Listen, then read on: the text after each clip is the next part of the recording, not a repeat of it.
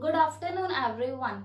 As you know, yesterday we were discussing the topic factors affecting photosynthesis. Okay, so let us continue with the same topic.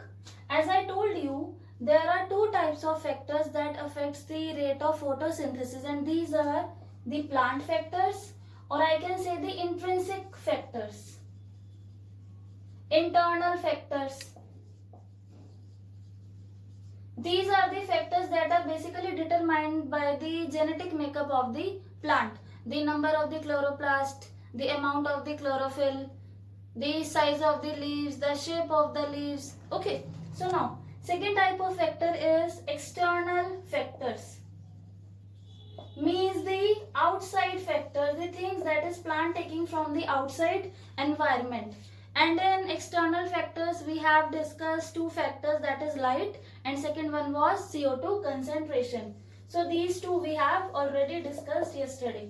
Clear? Light and CO2 concentration. So now today we shall discuss the next type of the external factor, that is temperature. Now, how temperature affects the process of photosynthesis?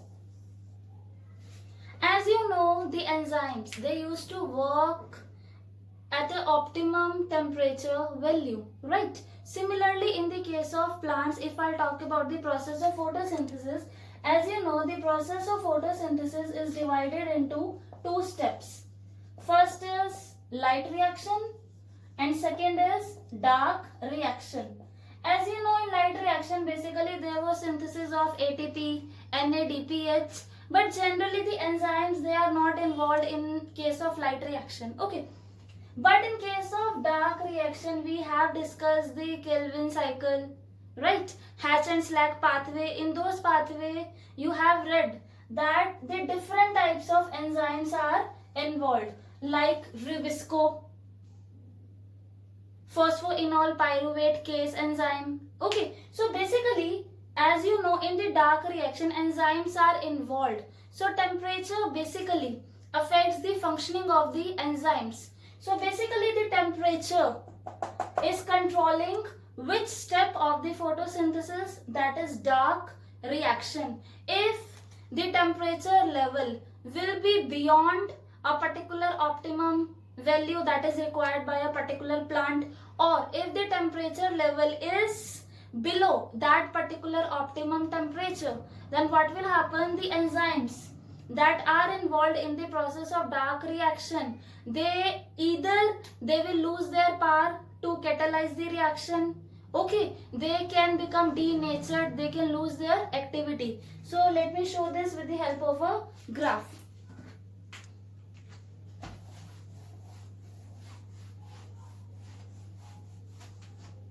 So suppose here I am having a graph.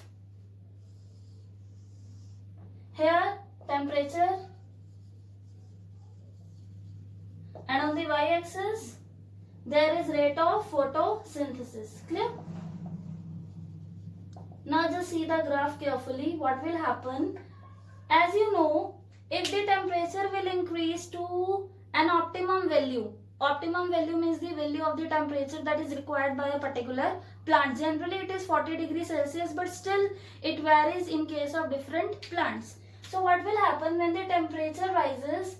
The enzymatic activity also increases, and as a result the rate of photosynthesis will increase. And mind it, in the photosynthesis the enzymes, they are basically involved in dark reaction. Okay, so as the temperature increases, the rate of photosynthesis also increases. Just see the line. But now when the temperature will reach the optimum value, okay, now what will happen? Now if the temperature will increase after this level, beyond this level, now what will happen? The enzymes, now they will not start working more, rather they will start denaturing themselves, they'll start losing their catalytic power. So now what will happen? Now the graph will fall like this. Am I clear? No doubt when the temperature is increased, the rate of photosynthesis is increased, but this is valid to an optimum temperature value. If the temperature rises beyond that value, then the graph shows the depression like this. Clear? It means if the temperature increases beyond the optimum value, then the photosynthesis will start decreasing. So now let us talk about the fourth factor, that is water.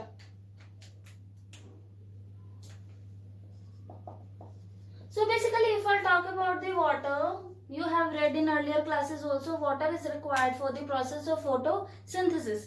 But if I'll go in detail, then water, basically the effect of water on the photosynthesis is not direct. It is rather indirect. Now what is the meaning of this statement? Just see. As you know about the transpiration, the stomata, they are responsible for two functions.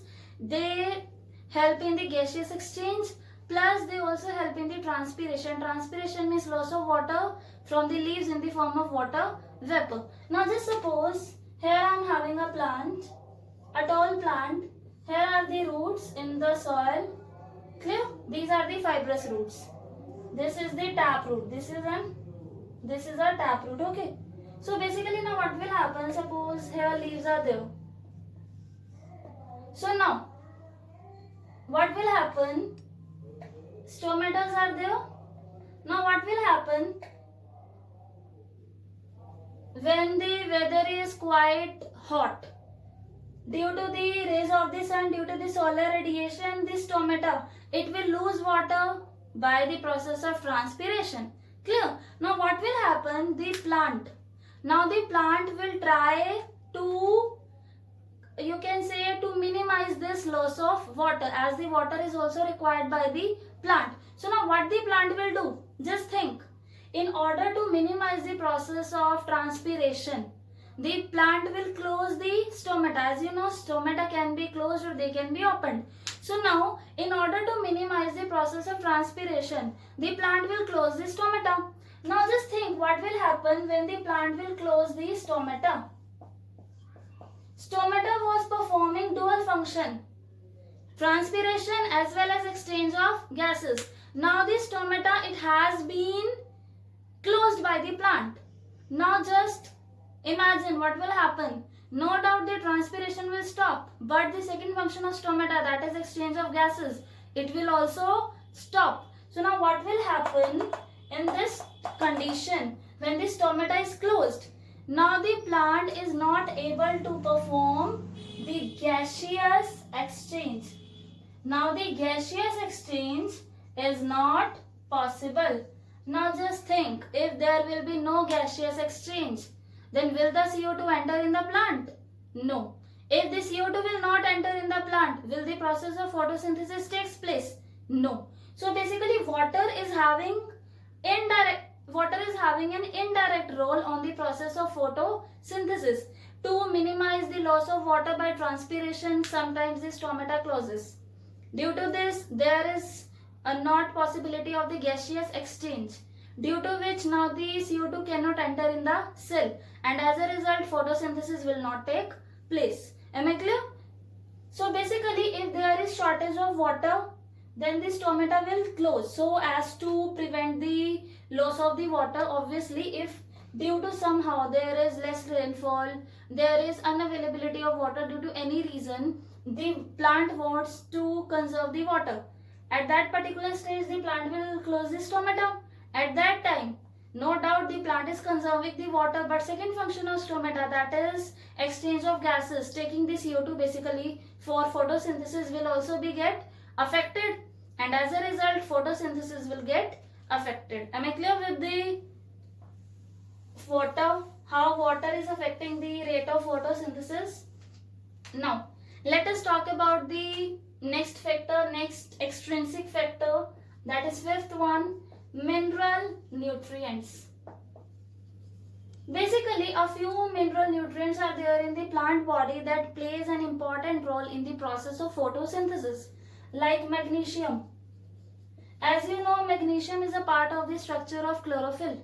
Now just think, if magnesium wouldn't be there, then the chlorophyll, it will reduce in the amount, and as a result photosynthesis will be affected. So basically in the plant, a few mineral nutrients are there that are taking part in the photosynthesis. if these mineral nutrients they will get in their amount, they will get deficient in the body of the plant, then it will affect negatively, it will affect the rate of photosynthesis. Suppose here I am having another mineral, that is copper. Copper, basically we have discussed the electron transport chain. In electron transport chain there was an electron transport carrier, it was plastocyanin. That plastocyanin is made up of copper. Basically it is having copper as a constituent. So again, if there will be deficiency of copper, again the photosynthesis will be affected. So like this, there is phosphorus, manganese, iron. These are the different mineral nutrients that plays an important role in the photosynthesis, and their deficiency will directly affect the photosynthesis in a negative way. Clear? Now, next factor is certain chemicals. Basically I can say the toxic substances. There are certain chemicals that can inhibit the process of photosynthesis, and these chemicals they are being used by humans also on the plants for different kind of experimental purpose. Basically like hydrogen cyanide, hydrogen sulfide. Like this there are different chemicals. Ozone can also be used to inhibit the process of photosynthesis. Clear? Now, one more factor that affects the rate of photosynthesis is oxygen. Now you will think how oxygen is affecting the photosynthesis. For this you have to remember the topic photorespiration that we have discussed. Actually what is happening in the Calvin cycle, basically in the dark reaction, as you know the CO2 enters in the plant body and it gets combined with RUBP, that is ribulose biphosphate, and this step happens in the process of an enzyme that is Rubisco. Basically this was happening in the first step and there was fixation of carbon. This was the first step of Calvin cycle. The CO2 will combine with RUBP in the presence of Rubisco and it leads to the carboxylation, or I can say it leads to the formation of 3-phosphoglycerate. Now if I talk about this Rubisco, as you know, it can perform the dual function. It is carboxylase enzyme. At the second time it is also working as oxygenase enzyme. Here it is working as carboxylase. Okay, it is helping in the fixation of carbon dioxide. But it can also work as oxygenase. It can also fix the oxygen. It depends upon the relative concentration of CO2 and O2. If CO2 is more, then it will work as oxylase enzyme. If CO2 is more, then it will work as carboxylase enzyme. And if oxygen is more, now what will happen? Just see.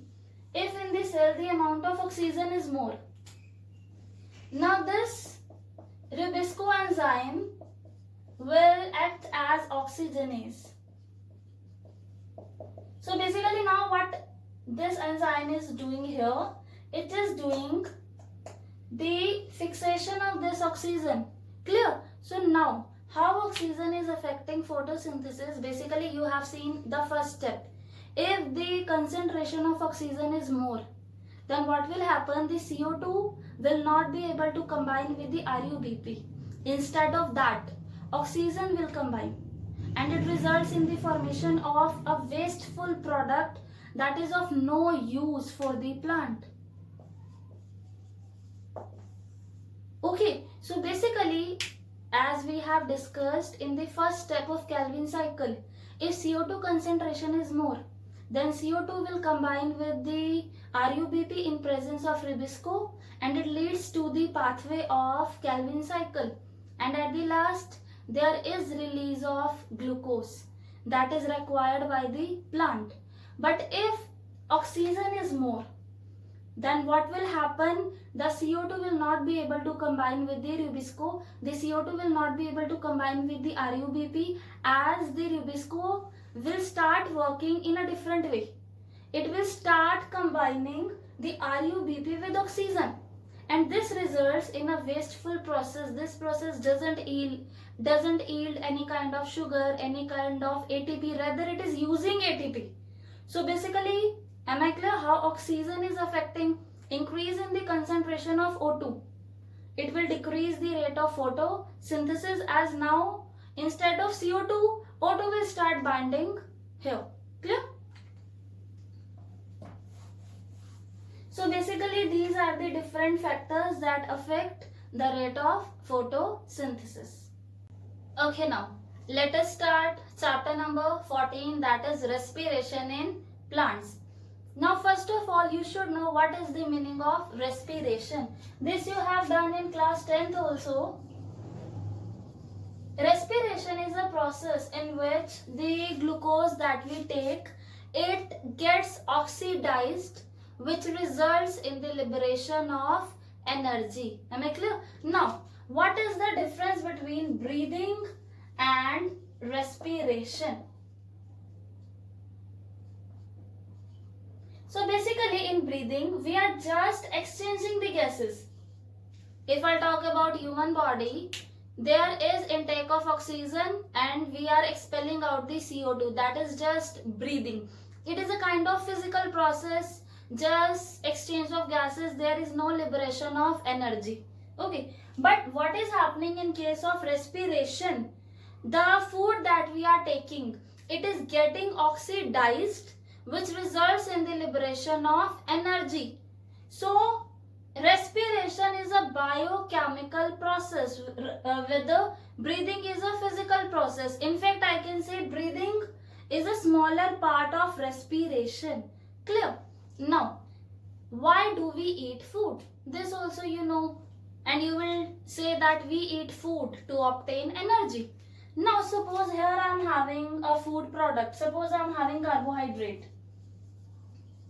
Now understand one thing. Food gives us energy, okay fine. This carbohydrate is having energy. But this carbohydrate is not ready to give that energy to our body. Why? Because it needs to get oxidized first. So actually what is happening in respiration? This carbohydrate, especially glucose,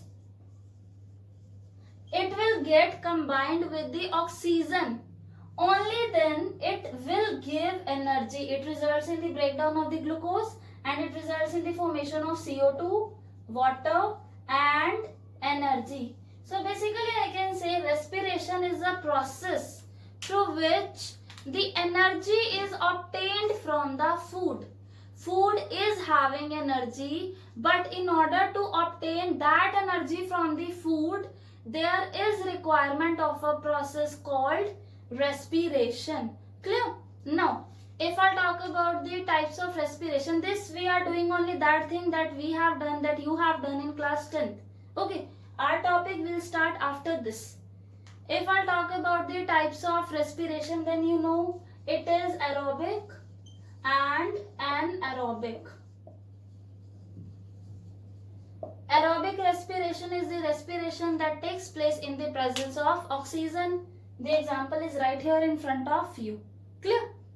But anaerobic respiration is a respiration that takes place in the absence of oxygen. So if I'll compare these two types of the processes, then in case of aerobic respiration, the more energy is released. Why? Because in aerobic respiration, there is completely oxidation or completely breakdown of the glucose. But in case of anaerobic respiration, the food, or I can say glucose, it is incompletely broken down. So aerobic respiration gives more energy and anaerobic respiration gives less energy.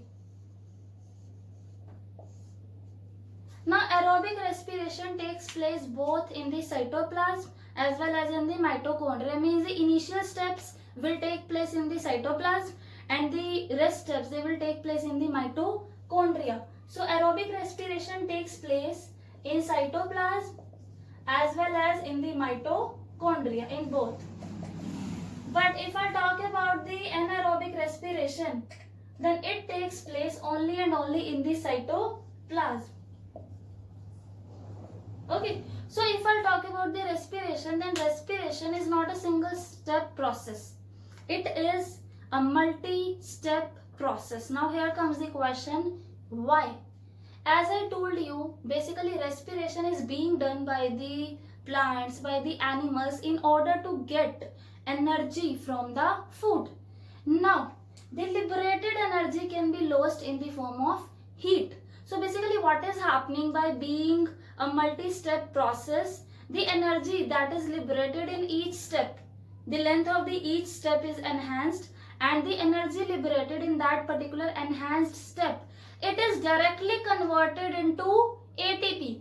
ATP, that is adenosine triphosphate. You know that ATP, these are the energy currency of our body. So by the process of respiration, the energy that is released,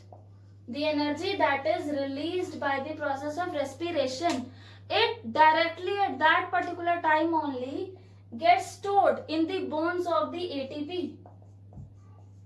The energy gets stored in the bond which is present in the ATP, that is adenosine triphosphate. That is, it is formed by basically ATP plus inorganic phosphate. What will happen? This ATP will make a bond with the inorganic phosphate, and this energy will get stored in that bond. Clear? So after the respiration is a multi-step process, and the energy released during the steps, it is directly converted into ATP. Am I clear? So now, if I talk about the respiratory mechanism, this we are just dealing with the topics that you have done in class 10th. Till now, we haven't started our chapter. So now if I talk about the respiratory surface, respiratory system, and if I talk about the human body, as you know, we are having lungs for the gaseous exchange. But now if I come to plants, they are not having lungs, they are not having any kind of respiratory surface even, right? So now how are they doing the process of gaseous exchange? You will answer with the help of stomata, because you have done stomata, they help in the exchange of gases. Via stomata only the plant will take oxygen and they will give CO2. Clear? Yes, you are right. Basically what is happening in the plant, each and every part can perform the function of gaseous exchange. Now let me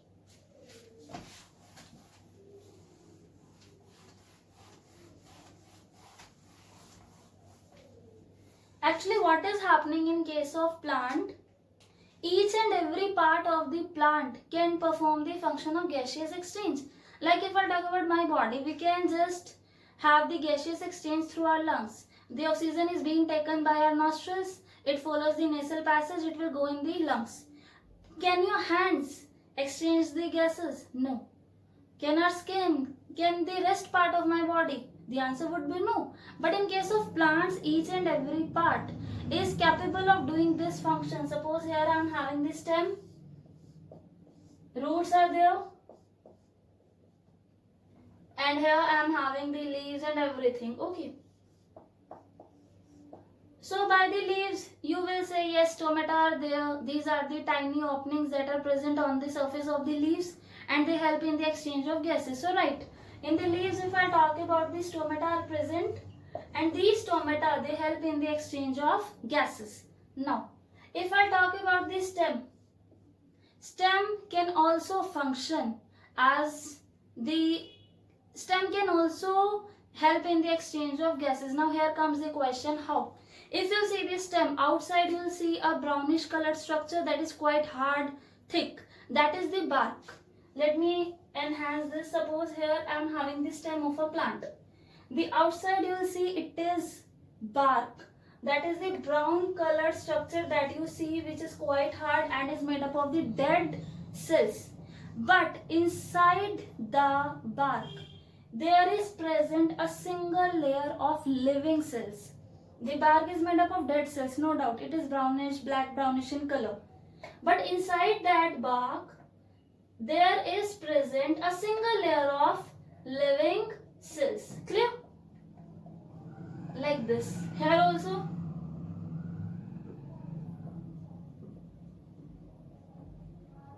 And inside It is having the non-living cells, or basically I can say the dead cells, as these cells will provide the mechanical support to the stem. But here there is present a single layer of living cells, and these cells, they are having lenticels, and these lenticels, they help in the gaseous exchange in the stem. So basically leaves, they are also doing the gaseous exchange with the help of stomata. The stem can also do the process of gaseous exchange with the help of lenticels. Now if I talk about the roots, as you know, the roots go deep inside the soil, and from the roots you have seen the root here. Suppose I am drawing a tap root. This because you have seen normally. From here you have seen the root here, they arises. From here also small thread like structure will arise. These are the root here, and these will go deepen in the soil, and from the soil these root here, they are having the capability to take the oxygen, or I can say for the gaseous exchange. So in the case of plant, each and every part, root, stem, leaves, they can do the gaseous exchange. Clear?